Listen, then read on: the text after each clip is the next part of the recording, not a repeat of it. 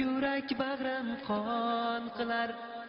Shahid beva bolalari. Mana shu kufr bundan 1 yil oldin, 2 yil oldin Lol masjid degan musulmonlar o'qiydigan, Qur'on hifz qiladigan masjidga bostirib kirgan tank to'pi bilan.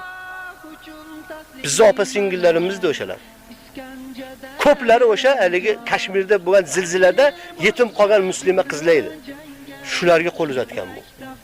Ularni sochidan tortib, ularga zo'rini ko'rsatgan. Hatto ularning nomusiga qo'l uzatgan bular. Buni kufrga biz shakimiz yo'q. Bu salibiylar Amerikani birinchi safida kelib urushyapti. Va jang maydonlaridan birodar eshitib turibdi, "Yo Ali, yo Madad" deb turib o'zining aqidasini ham oshkor qiladi.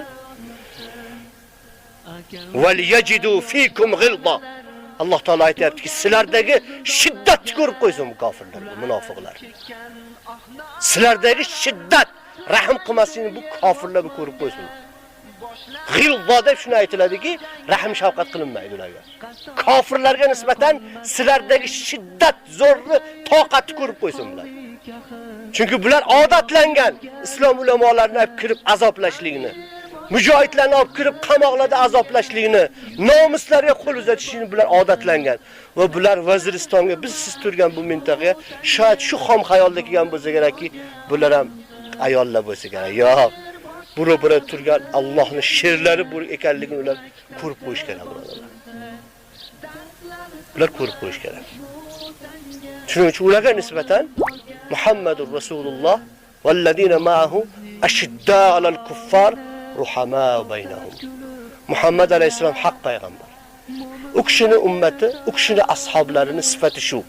Dushmanlarga, kofirlarga nisbatan shiddatli qattiq qo'l, o'zaro mehribon.